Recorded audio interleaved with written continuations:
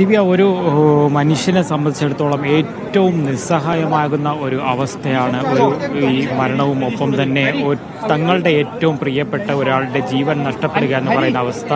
എത്രത്തോളം സംവിധാനങ്ങൾ ഉണ്ടായാലും അതിനൊന്നും കഴിയാതെ വരുന്ന ഒരു അവസ്ഥ എന്ന് പറയുന്നത് അതാണ് ഇപ്പോൾ ഇവിടെ കാണുന്നത്. ഇപ്പോൾ ഈ ശാസ്താംകോട്ട ഡിവൈഎസ്പിയുടെ നേതൃത്വത്തിൽ പോലീസ് ഉദ്യോഗസ്ഥർ അന്തിമോപചാരം അർപ്പിക്കുന്നതാണ് കാണുന്നത്. പോലീസ് ഉദ്യോഗസ്ഥർ, അതായത് ഒരുപക്ഷെ വളർന്ന് വലുതായി ഒരു NCCയിലൂടെയൊക്കെ വളർന്ന് വലുതായി വലിയൊരു പോലീസ് ഉദ്യോഗസ്ഥനാകണമെന്നൊക്കെ സ്വപ്നം കണ്ട ആ പ്രിയപ്പെട്ട മിഥുന് ഇപ്പോൾ ഇതാ ഡിവൈഎസ്പിയുടെ നേതൃത്വത്തിലുള്ള പോലീസ് സംഘം അവസാനമായി ഒരു സല്യൂട്ട് നൽകിക്കൊണ്ട് യാത്രയാക്കിയ ഒരു വേദനപ്പെടുത്തുന്ന, ഏറ്റവും സങ്കടപ്പെടുത്തുന്ന ഒരു ദൃശ്യമാണ് കണ്ടത്. വലിയ സ്വപ്നങ്ങൾ, അതായത് താൻ എത്തിപ്പിടിക്കാൻ ആഗ്രഹിച്ച സ്വപ്നങ്ങളെല്ലാം തന്നെ പാതി വഴിക്ക് വെച്ച് നഷ്ടപ്പെട്ടെങ്കിൽ അതൊരു മറ്റൊരു തരത്തിൽ തനിക്കതിപ്പോൾ, അതായത് കാണാൻ കഴിയാത്തൊരു അവസ്ഥയിൽ ഇപ്പോൾ ഇവിടെ എത്തി നിൽക്കുന്നു. നേരത്തെ ദിവ്യ പറഞ്ഞതുപോലെ തന്നെ തിരക്ക് ഇപ്പോൾ കുറഞ്ഞിട്ടുണ്ട്. അതായത് ഇപ്പോൾ ആ ദൃശ്യങ്ങളിൽ കാണുന്ന ആ റോസ് കളർ ഷർട്ടിട്ട അധ്യാപകനാണ് നമ്മളോട് രാവിലെ സംസാരിച്ച ഒരു വ്യക്തിയായിരുന്നു.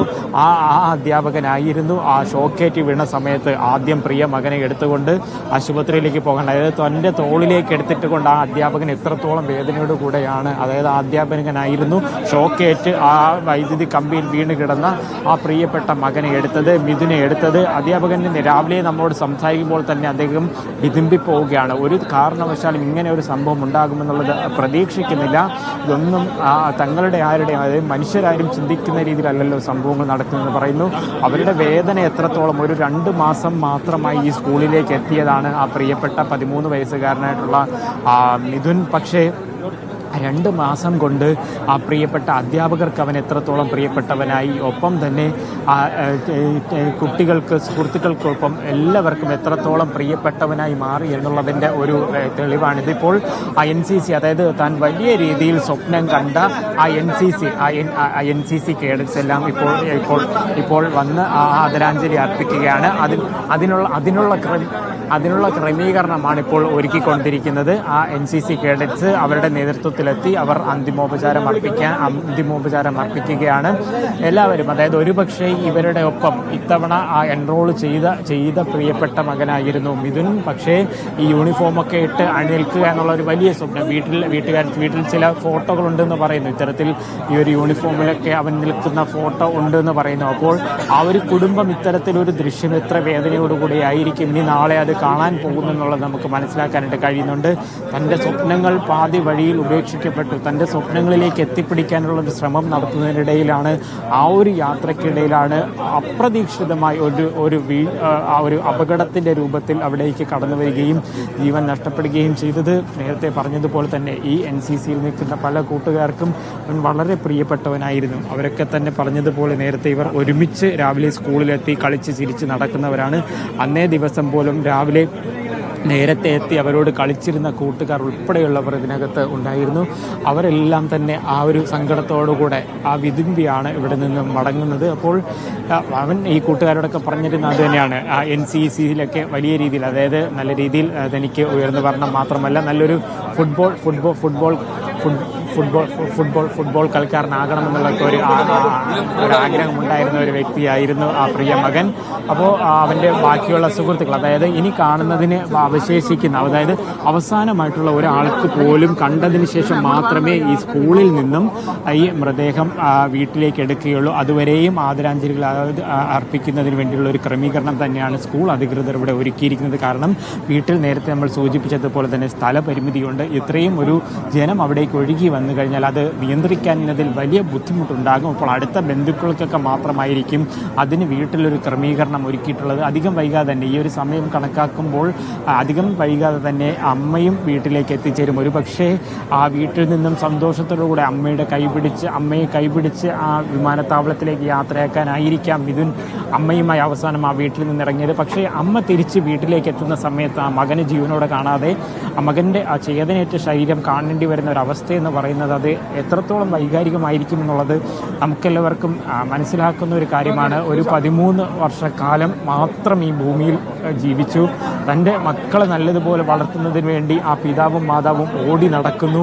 മാതാവ് വിദേശത്തേക്ക് പോയി ജോലി ചെയ്യുന്നു. അവർ സുഖമായി ജീവിക്കുക എന്നുള്ളതല്ല, തൻ്റെ മക്കളെ നന്നായി വളർത്തുക എന്നുള്ള ഒറ്റ ലക്ഷ്യത്തോടു കൂടെയാണ് പോയതായി പറയുന്നത്. ആ മക്കൾക്കാകട്ടെ അതിന് സമാനമായി തന്നെ പഠിച്ച് മുന്നേറണം, ഒപ്പം തന്നെ പഠനത്തോടൊപ്പം കലാപ്രവർത്തനങ്ങളുമായി മുന്നേറുന്നു. സബ് ജില്ലാ തലത്തിൽ ഉൾപ്പെടെ പാട്ടിനൊക്കെ മിടുക്കനായി പാട്ട് പാടിയിരുന്ന ഒരു വിദ്യാർത്ഥിയാണെന്ന് പറയുന്നു. അപ്പോൾ വലിയ വലിയ ഉയരങ്ങൾ കീഴടക്കേണ്ടുന്ന ഒരു പ്രിയ പൈതലാണ് ഇപ്പോൾ. പക്ഷേ ആ ഒരു ഓട്ടത്തിനിടയിൽ ഒന്ന് വീണ് തൻ്റെ ജീവൻ നഷ്ടപ്പെട്ടിരിക്കുന്നത് അത് തന്നെയാണ് ഏവരെയും വേദനപ്പെടുത്തുന്ന ഒരു കാര്യമെന്ന് പറയുന്നത്. ഈ സ്കൂളിലായിക്കോട്ടെ വീഴ്ചകളും മറ്റു കാര്യങ്ങളും എല്ലാം പിന്നീട് ചർച്ച ചെയ്യാമെന്നൊക്കെ പറയുമ്പോൾ ആ ഒരു ഇതിൻ്റെ ഭാഗമായി ഒരു കുഞ്ഞിനാണ് ജീവൻ നഷ്ടപ്പെട്ടതെന്നുള്ളത് തന്നെയാണ് ഏറ്റവും നമ്മളെല്ലാം ചിന്തിക്കേണ്ടത്. ഒരു ചെറിയ ഒരു അനാസ്ഥയായിരിക്കാം ഒരു പക്ഷേ ഒരു മണിക്കൂറുകൾ കൊണ്ട് മാറ്റാവുന്ന ഒരു പ്രശ്നം, ആ ഒരു വൈദ്യുതി കമ്പി അവിടെ നിന്ന് മാറ്റാത്തതിൻ്റെ ഫലമായിട്ട് നഷ്ടപ്പെട്ടത്. ഇനിയും ഏറെ വർഷങ്ങൾ ഈ ഭൂമിയിൽ തൻ്റെ സ്വപ്നങ്ങൾ കീഴടക്കുന്നതിന് വേണ്ടി ആശ്രമിച്ച ഒരു പ്രിയ മകനാണ് ജീവൻ നഷ്ടപ്പെട്ടിരിക്കുന്നത്. ഒരുപക്ഷെ വിടർന്ന് വലിയൊരു പുഷ്പമായി മാറേണ്ടിയിരുന്ന മിഥുൻ പക്ഷേ ആ ഒരു മൊട്ട് വിടർന്നു തുടങ്ങുന്ന സമയത്ത് തന്നെ അത് അടർന്നു വീഴുന്ന ഒരു അവസ്ഥയിലാണ് നമുക്ക് കാണാൻ സാധിക്കുന്നത്. ആളുകൾ കൂടുതൽ, അതായത് ഇപ്പോൾ ഒരു വശത്തു കൂടി മാത്രമേ ഈ ആളുകളുടെ തിരക്കുള്ളൂ. പരമാവധി ഇവിടേക്ക് എത്തിയ ആളുകളെല്ലാം തന്നെ കാണുകയും അന്തിമോപചാരം അർപ്പിക്കുകയും ചെയ്യുന്നുണ്ട്. ആളുകൾ ഇവിടേക്ക് മടങ്ങുന്നു. ഈ ആളുകളെല്ലാം വീട്ടിലേക്ക് എത്തില്ല എന്ന് തന്നെയാണ് പ്രതീക്ഷിക്കുന്നത്. കാരണം അവിടുത്തെ ഒരു വീട്ടിലെ ഒരു ക്രമീകരണങ്ങളെക്കുറിച്ചെല്ലാം ആളുകൾക്കെല്ലാം കൃത്യമായൊരു ബോധ്യമുള്ളത് കൊണ്ട് തന്നെയാണ് സ്കൂളിൽ ഇത്രയും വലിയ ഒരു ക്രമീകരണം ഒരുക്കിയിരുന്നത്. 11:40 ഈ സ്കൂളിലെ പൊതുദർശനം ആരംഭിച്ചത്. ഇപ്പോൾ ഏകദേശം 1 മണിക്കൂർ ആവുകയാണ്. കൃത്യമായി പറഞ്ഞു കഴിഞ്ഞാൽ ഇപ്പോൾ 1 മണിക്കൂർ ആയിരിക്കുകയാണ്. അപ്പോൾ ഈ സമയം വരെയും ആളുകൾ ഇങ്ങനെ പോലീസ്, അതായത് ഒറ്റ ഒരു വരി എന്നുള്ളതായിരുന്നു ക്രമീകരിച്ചിരുന്നെങ്കിൽ വലിയൊരു സമയത്തിലേക്ക് പോകുമായിരുന്നു. പക്ഷേ സ്കൂൾ മാനേജ്മെൻറ്റ് അതിന് പകരം 2 വരിയായി നടന്ന് വളരെ പെട്ടെന്ന് തന്നെ ആളുകൾക്ക് പൊതുദർശനം പൂർത്തിയാക്കി വീട്ടിലേക്ക് കൊണ്ടുപോവുക എന്നുള്ളൊരു കാര്യത്തിലേക്ക്, ഒരു പക്ഷേ ഇത്തരത്തിലൊരു ക്രമീകരണമാണെങ്കിൽ 1 മണിയോടുകൂടെ ഈ മൃതദേഹം വീട്ടിലേക്ക് ഉള്ള മൃതദേഹവുമായി വീട്ടിലേക്കുള്ള വിലാപയാത്ര ആരംഭിക്കാൻ കഴിയും എന്നുള്ള ഒരു പ്രതീക്ഷ തന്നെയാണ് തീർച്ചയായിട്ടും എല്ലാവരും ഈ ക്രമീകരണങ്ങൾ ഒരുക്കുന്നവരെല്ലാം പങ്കുവെക്കുകയും ചെയ്യുന്നത്. അത്തരത്തിലുള്ള ഒരു വളരെ വേഗതയോടുകൂടി, അതായത് ഒരു വശത്തു കൂടി പൂർണ്ണമായും ആളുകളെല്ലാം കണ്ടു കഴിഞ്ഞു. ചോദിക്കുകയാണ് ആരെങ്കിലും ഇനി ഈ മൃതദേഹം അവസാനമായി കാണാനുണ്ടെങ്കിൽ കടന്നു വന്ന് കാണുക എന്നുള്ളൊരു കാര്യമാണ് ഇപ്പോൾ പറയുന്നത്. അപ്പോൾ അങ്ങനെയാണെങ്കിൽ അധികം വൈകില്ല. ഇനി സ്കൂളിൻ്റെ ഭാഗത്ത് നിന്നുള്ള അന്തിമോപചാരം അർപ്പിച്ചു, പോലീസ് അർപ്പിച്ചു, NCC അർപ്പിച്ചു, സ്കൂൾ മാനേജ്മെൻറ്റ് അർപ്പിച്ചു, ഒപ്പം തന്നെ സ്കൂൾ മാനേജർ അർപ്പിച്ചു, ഈ ജില്ലാ ഭരണകൂടത്തെ പ്രതിനിധീകരിച്ചുകൊണ്ട് കളക്ടർ അർപ്പിച്ചു, ഒപ്പം തന്നെ ജനപ്രതിനിധികളായിട്ടുള്ള MLA-മാർ, MP-മാർ, പഞ്ചായത്തിൻ്റെ ഭാഗത്തു നിന്നായിക്കോട്ടെ, പഠിച്ച മുൻ സ്കൂളിൽ നിന്നായിക്കോട്ടെ, ഇപ്പോഴത്തെ മറ്റെല്ലാവരും, അതായത് നാനാ തുറകളിൽപ്പെട്ട ആളുകളെല്ലാം ഇവിടേക്ക് തടിച്ചുകൂടുകയും അന്തിമോപചാരം അർപ്പിക്കുകയും കഴിഞ്ഞു.